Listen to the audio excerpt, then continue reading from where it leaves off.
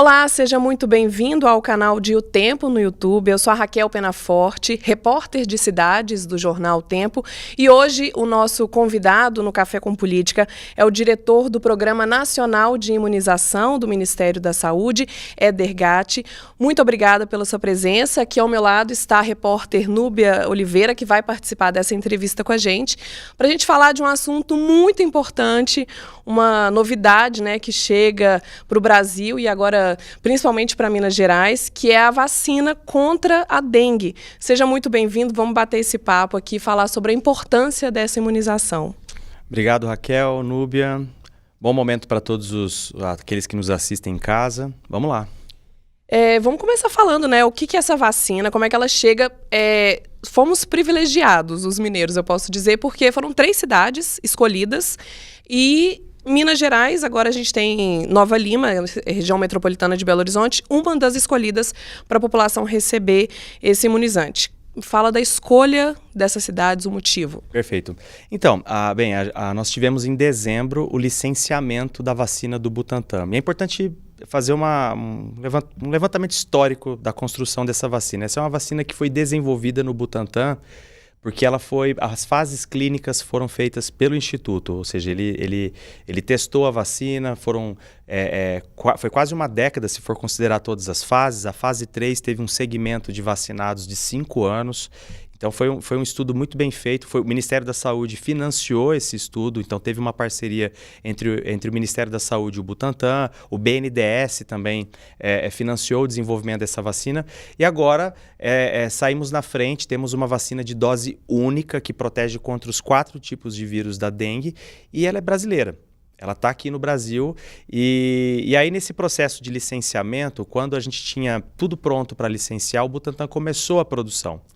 Ele deixou, ao longo do ano de 2025, 1.300.000 doses prontas.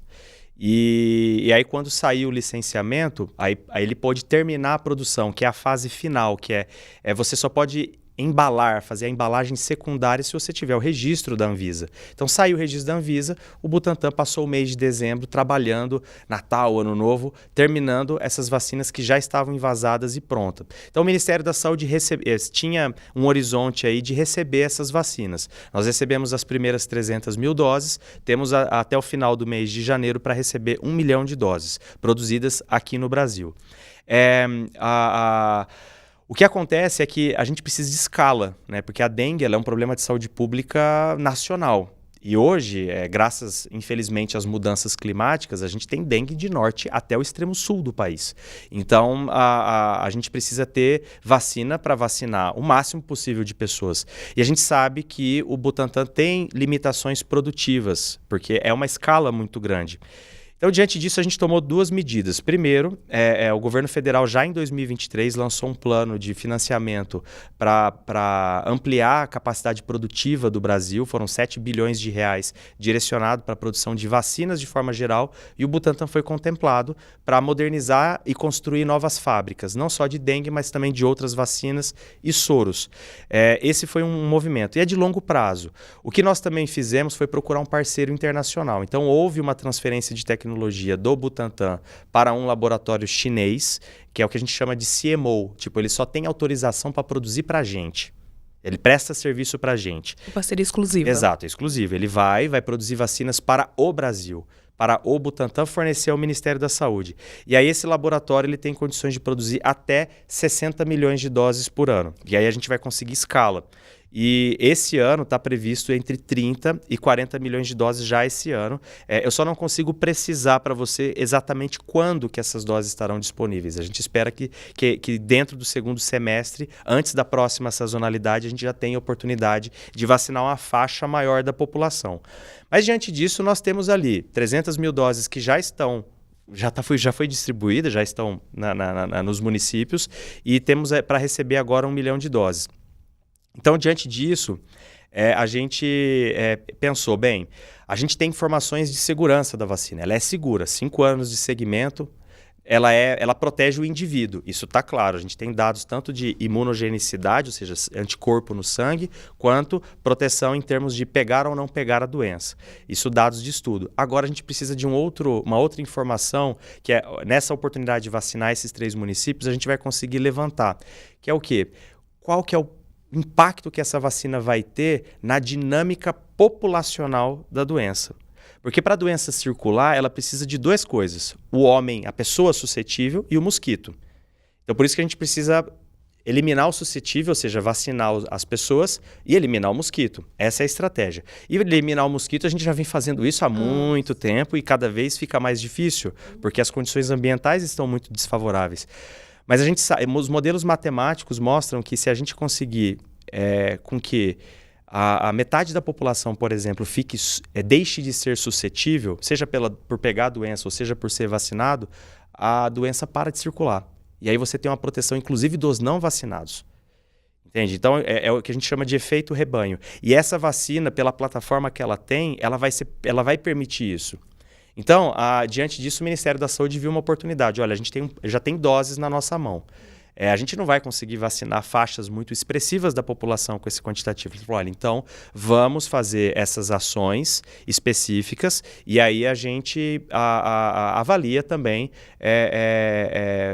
o comportamento da doença na comunidade. Então, a gente sabe que o indivíduo vai ficar protegido, mas e como vai se comportar no coletivo? Essa que é a questão. Então, diante disso, o Ministério da Saúde fez essas escolhas baseado numa certa conveniência, tanto na capacidade do município em operacionalizar a vacinação, em parceria com o seu respectivo estado, mas também ter um parceiro para avaliar esse efeito coletivo. E aí a nossa primeira escolha foi Botucatu. E por que Botucatu? Porque em 2021, Botucatu fez uma parceria com Biomanguinhos e vacinou já em abril, foi bem no começo da vacinação da pandemia, vacinou toda a sua população com a vacina AstraZeneca para fazer a mesma coisa, avaliar o impacto coletivo da vacinação contra a Covid-19. E quem liderou esse processo foi a Unesp de Botucatu. Então a gente procurou Botucatu, falou, Botucatu, tem como a gente fazer a mesma coisa? O município tem a expertise de fazer uma vacinação rápida em um dia, numa larga escala, e também fazer a avaliação. Mas só que depois a gente também foi procurar outros municípios.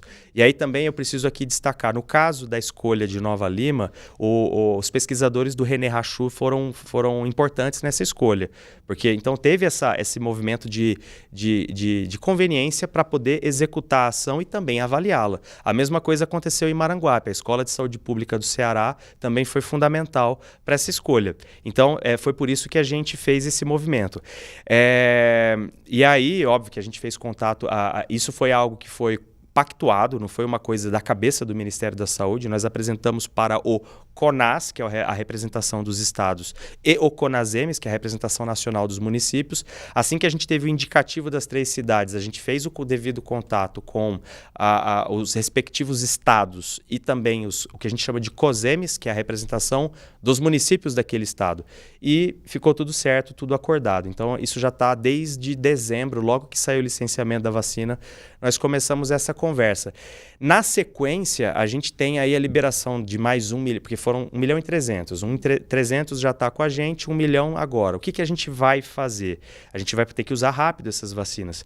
Então, assim, a ideia é que com a vacina do Butantan, a gente vacine pessoas de 15 a 59 anos. Por quê? Porque hoje sai uma nota técnica do Ministério de que a vacina da Takeda, do laboratório Takeda, que é aquela vacina de 2 doses, ela vai ficar para pessoas de 10 a 14 anos em todo o país. A gente vai conseguir estender para todos os 5.570 municípios. Então a gente já fez a distribuição da vacina da Takeda em dezembro para cobrir todos os municípios. Hoje sai essa recomendação oficialmente e aí a vacina do Butantan vai ficar para as demais faixas etárias de 15 a 59 anos. E aí, quando a gente receber esse 1 milhão de doses, o que a gente vai fazer vai ser distribuir para os 5.570 municípios e fazer o seguinte, falar, olha, vacinem os profissionais da atenção primária do SUS, linha de frente do bairro. que seria a atenção primária, quem trabalha nos postos, que bate exatamente com a população próxima de 1 milhão. Não só os profissionais de saúde, mas também quem trabalha lá, seja também administrativo e todo o apoio que a unidade tem. E aí, conforme a gente for recebendo as próximas doses, nós vamos avançando, sempre olhando assim, do mais velho para o mais novo, visando pegar o mais vulnerável e ir descendo.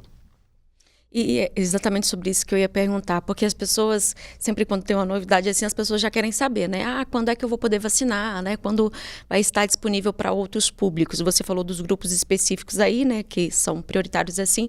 Existe uma expectativa, diretor, de quando, vamos dizer assim, a vacina vai estar disponível para todo mundo? Quando as pessoas vão ter acesso, assim, de outros grupos? Perfeito. Então, Núbia, para a gente conseguir vacinar os outros grupos, a gente vai precisar ter acesso às vacinas produzidas na China, que é por conta da escala. O Butantan tem uma determinada capacidade produtiva, a gente vai continuar recebendo mensalmente, tanto é que o contrato que nós fizemos com o Butantan, serão 2 contratos. O primeiro contrato, ele é de 3.900.000 doses do Butantan, produzidas aqui, nacionalmente. E depois a gente vai precisar desse apoio chinês. O apoio chinês ele está em fase de consolidação, porque é regra sanitária. Por exemplo, se a gente vai comprar um produto produzido no exterior, a nossa agência, que é a Anvisa, precisa ir lá vistoriar a fábrica para saber se todas as normas sanitárias do Brasil estão sendo cumpridas lá. E esse processo está acontecendo agora. Então, tem alguns trâmites, algumas etapas a serem cumpridas.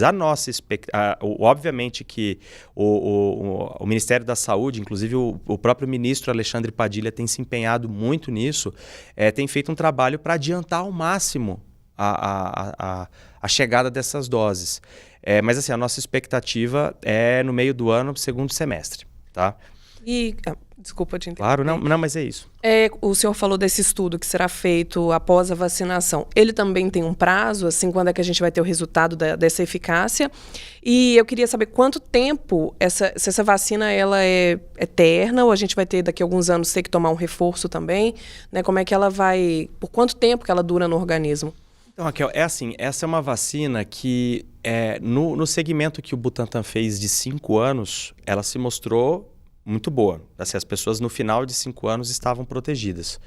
Óbvio que o Instituto vai continuar acompanhando o desenrolar dessa vacina. Inclusive, a gente tem alguns estudos encomendados. O Ministério da Saúde vai financiar agora um estudo, a gente já provou isso, um estudo feito pelo Butantan dessa vacina entre os idosos. Isso vai acontecer porque a gente tem interesse de vacinar os idosos, a gente gostaria muito de vacinar os idosos, então tem esse estudo. E óbvio que o Butantan também vai fazer esse acompanhamento de longo prazo.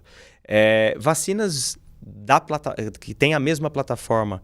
Essa plataforma da vacina do Butantan é muito parecida com a plataforma da vacina de febre amarela, vacina de sarampo, que são vacinas que a gente considera que ela dura a vida toda, ou pelo menos ele tem uma memória muito boa, que assim, embora em algumas delas seja necessária reforço ou então uma segunda dose, a pessoa que tomou pelo menos uma dose, ela vai ter um nível de proteção que vai impedir doenças graves. Só que assim, a informação que nós temos nos dados dos estudos, em 5 anos, todo mundo protegido, numa eficácia aí que supera 80%. Então, é uma boa vacina, mas a gente vai seguir acompanhando. Com relação a esses 3 municípios, assim, tem uma série de avaliações sendo feitas. A gente vai avaliar, a gente vai reforçar a avaliação de segurança, que é sempre bom, né? A gente olhar para isso. Então, tem todo um fluxo que nós montamos com os municípios de avaliação de segurança. E aí, depois que a vacina for feita, a gente vai ter que monitorar aí, por um longo prazo, a ocorrência de dengue nesses municípios.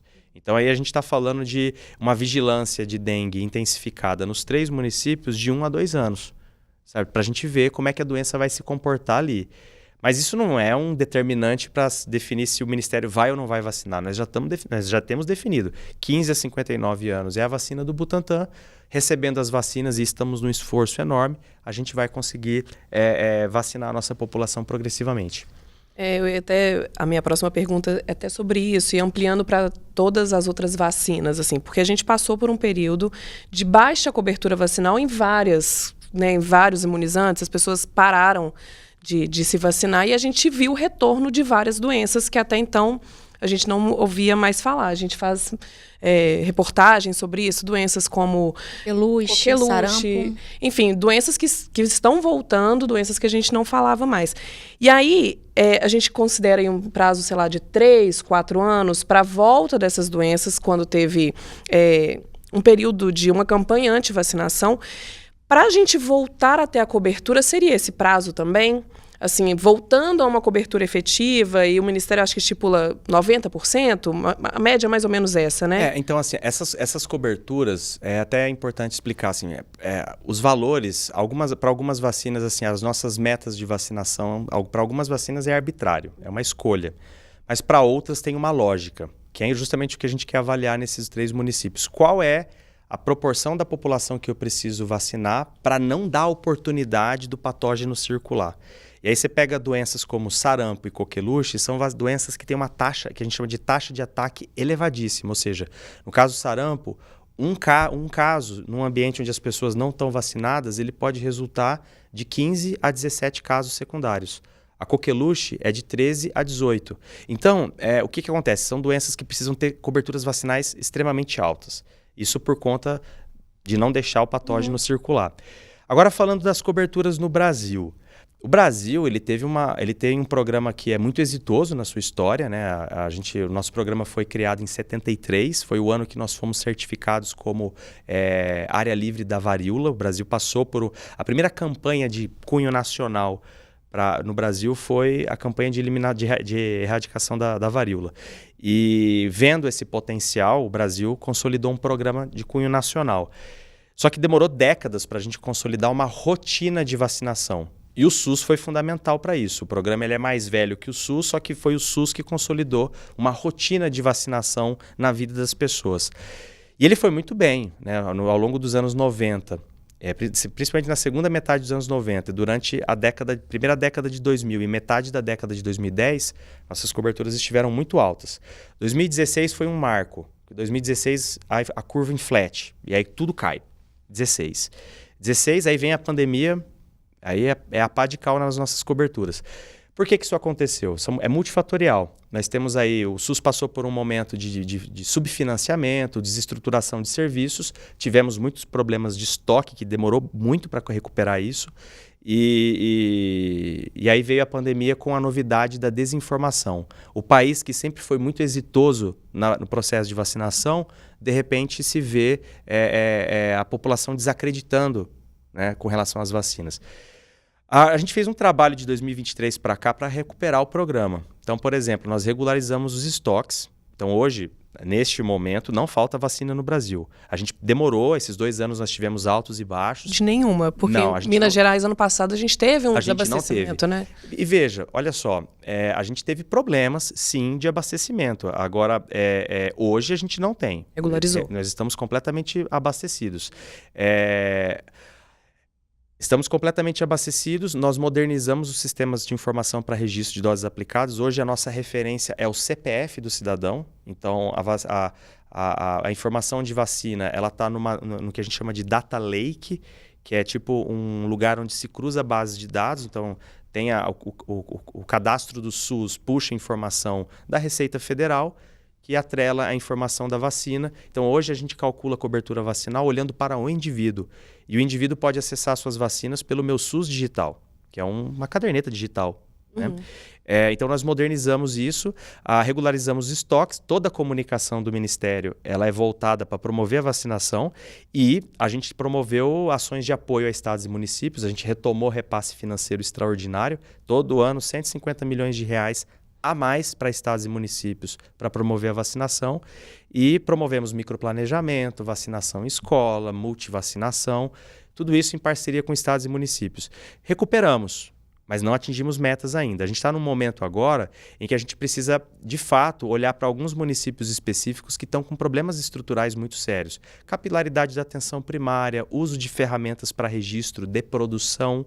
Então, a gente está fazendo esse trabalho. Mas, por exemplo, em 24 nós batemos meta para a vacina do sarampo. A primeira dose da tríplice viral foi 96 quase por cento de cobertura. E não sei se vocês sabem, o Canadá acabou de perder a certificação de área livre do sarampo. Sim. Estados Unidos e México estão em vias de perder. A gente está vendo a ascensão do sarampo no Paraguai e na Bolívia, e agora tem casos no Chile, no Uruguai. Então, assim, a gente Vai tá... chegando, Não, né? a Europa está tomada. Aí você pega assim, o Brasil ainda é área livre. Só que para continuar sendo uma área livre do sarampo, a gente tem uma certificação que nós ganhamos em 2024. Mas o trabalho que a gente tem feito para manter o país livre do sarampo é homérico, porque as pessoas entram com sarampo. Nós tivemos algumas entradas ano passado e nós tivemos 3 surtos contidos relacionados a comunidades com religiões específicas e posturas antivacinas, e que foi no interior do Tocantins e no interior do Mato Grosso. E com trabalho em parceria entre Ministério da Saúde, os estados e os municípios, nós conseguimos conter. A nossa estratégia foi uma ação de vacinação em massa nessas localidades para conter o sarampo ali. E hoje não tem nenhum surto ativo de sarampo. A gente vai ter um dia D de vacinação em São Paulo, né? no dia 24. 24, porque a gente teve um caso de sarampo importado de Nova York, que aí agora a gente não teve outros casos secundários a esse. Mas aí o município, junto com o estado e com a gente, fez um trabalho assim, de intensificação e sábado agora a gente tem o dia D de vacinação em São Paulo. Sábado que vem. Hoje é dengue, sábado agora é dengue aqui nos 3 municípios e semana que vem a gente está em São Paulo.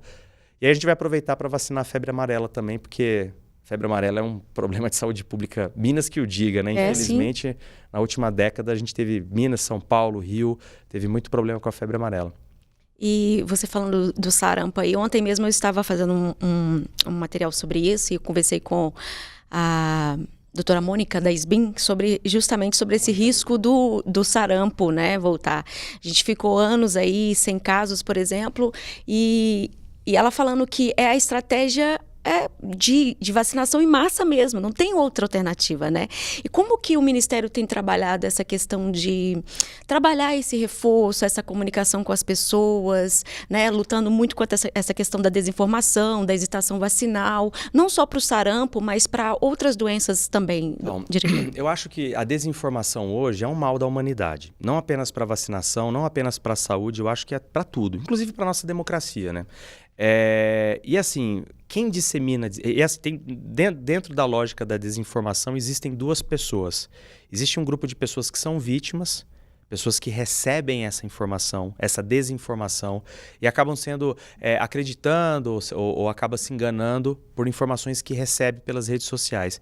E tem um outro grupo que é aquele que produz. Esse é criminoso. Quem produz desinformação, ou seja, a pessoa que proativamente adultera um vídeo, recorta uma informação, essa pessoa é criminosa. Normalmente quem faz isso tem interesses políticos ou econômicos por trás. Né? Inclusive a gente vê algumas pessoas vendendo produtos atrelados à desinformação. Então sempre tem um interesse político ou econômico por trás. E por isso que é sempre importante a população que, quando recebe uma informação passivamente, ir atrás da informação correta. Nos portais do Ministério da Saúde, junto à Secretaria Municipal, nos portais das secretarias estaduais, a Organização Mundial de Saúde, enfim... Ou até mesmo num centro de saúde de referência, né? Exato. A própria imprensa, a imprensa formal tem a sua informação com muito crédito, ou seja, tem como a população... Mas, enfim, o que o Ministério tem feito? Primeiro, toda a nossa máquina de comunicação está voltada para promover a vacinação. Então, por exemplo, nós resgatamos o Zé Gotinha como uma figura de referência, não só para os millennials mais velhos como eu, mas também para as crianças que estão aí hoje. Então, assim, nós investimos em comunicação, publicidade. As nossas autoridades, tanto do nível federal, estadual, municipal, têm dado exemplo falando de vacinação, até mesmo se vacinando em público. Ou seja, toda a comunicação voltada para divulgar a vacinação. O próprio ministro Padilha fala muito de vacinação, o próprio presidente Lula se vacinou em público, ou seja, de toda a máquina direcionada para promover a vacinação. Nós temos também um fluxo dentro do Ministério da Saúde de monitoramento da desinformação e de resposta que pode ser desde comunicação, calibrar discurso ou até uma resposta de comunicação, ou até tomar medidas legais quando couber. Certo? E, enfim, A última ferramenta que nós estamos investindo, inclusive a gente vai usar aqui em Minas, em Nova Lima, é a mensageria. Ou seja, as pessoas estão recebendo mensagens do governo federal no seu celular promovendo vacina. E o GovBR manda também por WhatsApp. Então, por exemplo, a gente fez toda uma programação que os cidadãos de Nova Lima recebam hoje à tarde uma mensagem de WhatsApp do GovBR dizendo, olha, a vacinação vai acontecer, procure um ponto de vacinação. São Paulo a gente vai usar também para promover o dia D, ou seja, são ferramentas que têm um custo, obviamente, mas são importantes para dar capilaridade na informação. Porque hoje as pessoas não assistem mais televisão, novela das 8, como assistiam antes. O jornal televisionado e todo mundo parava na frente da televisão para ver, e via o comercial, via o pronunciamento da autoridade e seguia o pronunciamento da autoridade. Hoje as pessoas elas se comunicam de uma forma diferente e assim é um desafio, porque a todo momento a gente precisa inovar nossas formas de comunicação. E isso é tão importante, você falando agora sobre outra vacina, a gente fala que todo início de ano, geralmente em março, assim, quando começa o outono, é uma das matérias que a gente sempre faz aqui, por exemplo, é sobre bronquiolite, as internações de crianças, né, que foram infectadas pelo vírus. E aí, várias cidades de Minas, né, já estão vacinando agora com a incorporação no SUS da vacina contra o VSR. Mas, assim, se vai falar isso com as pessoas, muita gente não faz ideia, né, com as gestantes, com as mães, que existe uma vacina que até há pouco tempo ela só estava disponível no SUS com um custo considerável, na rede particular, sim, com um custo considerável, que hoje ela está disponível em várias cidades. Então, assim, essa importância de informar as pessoas e trazer esse conhecimento para elas mesmas, né, diretor? Sim. Nubia, você sabe que meu terceiro filho nasceu no dia 10 de novembro. Poucas semanas antes da gente trazer a vacina, eu paguei por ela no privado, porque eu sei da importância que ela, então a minha esposa foi vacinada e foram R$ 1.500 pagos para proteger meu filho nos primeiros meses de vida contra a bronquiolite, contra o vírus sincicial respiratório. E veja, foram 2 anos de discussão e de negociações para ter essas tecnologias novas contra o VSR no SUS. Porque a gente já tinha o horizonte do licenciamento e depois teve todo o processo de negociação com o laboratório. Teve também uma negociação de transferência de tecnologia. O Butantan vai assumir progressivamente a produção dessa vacina até internalizar a tecnologia em alguns anos. Então, foi um processo de negociação complexo, demorou cerca de 2 anos. Mas nós conseguimos. Então, em novembro foi incorporada a vacina de vírus sincicial respiratório no SUS. É uma vacina que é direcionada para mulheres gestantes. Ela é uma vacina muito segura. A plataforma dela é muito parecida com a da hepatite B. Ela é muito, muito segura. Ela foi muito bem avaliada e tudo mais. E ela está sendo usada no privado há pouco mais de 1 ano e agora entrou no SUS no final de novembro e início de dezembro. Ela é dose única por gestação, de 28 semanas, ou seja, 7º mês de gestação até o final da gestação. E o objetivo, óbvio, é proteger a mãe, a mulher vacinada, mas principalmente o título de anticorpo que a mãe faz após receber a vacina faz com que ele passe pelo cordão umbilical para o bebê. E aí o bebê nasce com um título alto de proteção, que vai caindo com o tempo, mas pelo menos nos 6 primeiros meses de vida, a criança está protegida. Para vocês terem uma ideia, em 2024, se eu não me engano, foram 18 mil hospitalizações por vírus sincicial respiratório em menores de 1 ano. Dessas 18 mil, 15 mil eram menores de 6 meses. Então, assim, é justamente o público que a vacina visa proteger. E, assim, é duro porque é uma doença que ela causa muita hospitalização, muita terapia intensiva, criança indo para o tubo, bebê indo para o tubo, e, infelizmente, muitos morrem. Então, a gente espera que com essa vacina a gente diminua essas mortes. Agora, em fevereiro, entra outra tecnologia, que é uma tecnologia que a gente chama, que é uma tecnologia complementar à vacina, que é o anticorpo monoclonal, que é o Nirsevimab. Que ele vem para alguns grupos específicos, tipo crianças com síndrome de Down, fibrose cística, problemas cardiológicos, pulmonares e, principalmente, prematuros. Então, por exemplo, o prematuro nasce, ele vai ter direito de receber a dose que é como se ele tivesse recebido o anticorpo da mãe. Só que ele recebe esse anticorpo, que é uma imunização que a gente chama de passiva. O anticorpo vem pronto para ele. A gente deve começar isso agora em fevereiro. Tá? Vamos começar agora em fevereiro, a distribuição para os estados está acontecendo agora, e aí a ideia é os prematuros serem protegidos também nos primeiros 6 meses de vida com esse anticorpo. Aí com isso, tanto com a vacina quanto com o anticorpo, Qual é a situação hoje? Todos os brasileiros nascidos vivos terão a oportunidade, veja bem, a oportunidade de se expor a uma tecnologia que vai proteger eles contra uma doença que todos os anos levam ao colapso da terapia intensiva pediátrica em vários municípios do Brasil. Então é um avanço muito grande. Então eu acho que o recado que fica agora, eu vou me dar o direito de olhar para a câmera, é assim, os pais, as mães que estão assistindo agora, é importante. Se a mulher tiver gestante, 7 meses, vacinem-se contra o vírus sincicial respiratório. É uma vacina ótima, está em todos os postos de saúde, em todo o Brasil, e é uma oportunidade de proteger você e o seu bebê. Vou aproveitar, o nosso tempo já está encerrando, infelizmente, que acho que a gente poderia tirar tantas dúvidas aqui. Seria maravilhoso. Para convidar também a população de Nova Lima, né, e dos outros municípios aí, para ter essa oportunidade inédita de tomar a vacina contra a dengue nesse primeira leva, assim, e eu estou ansiosíssima para tomar a minha, porque eu que já tive dengue, não quero ter de novo, quero tomar essa vacina e ficar protegida, mas eu queria que o senhor fizesse o convite também para a população. Claro. Então, neste final de semana, dia 17, sábado, nós iniciaremos uma vacinação no município de Nova Lima. Então, todos os residentes de Nova Lima, por favor, compareçam aos pontos de vacinação para se proteger contra a dengue, proteger a sua família. E é uma oportunidade de não só proteger você, mas também uma contribuição à sociedade brasileira, pois nós também vamos avaliar o impacto que essa vacinação vai ter em uma comunidade. Então, é muito importante esse ato de se vacinar, porque ele é proteção individual, mas também uma contribuição ao SUS. E aos outros mineiros que estão assistindo a essa gravação, fica aí o recado, a vacina chega este ano, a gente vai ampliar a vacinação conforme a vacina vier. Então, 2026 é um ano que a gente vai receber algumas dezenas de milhões de doses e com isso nós vamos poder ampliar a vacinação. Então, logo, logo teremos vacina de dengue em todos os municípios do país. Só lembrando aqui, vai ter, além da vacinação nas unidades básicas de saúde de Nova Lima, 2 vacimóveis que vão estar, um vai estar na Praça Bernardino de Lima, no centro da cidade, de 9 da manhã às 4 da tarde, e no Serena Mall também, na Regional Norte da cidade, de 9 às 4 horas da tarde. Perfeito. E depois também, né, as que sobrarem nesse dia, fica por lá. A gente espera nos dias subsequentes que a vacina fique disponível nos postos pelo menos mais uma semana.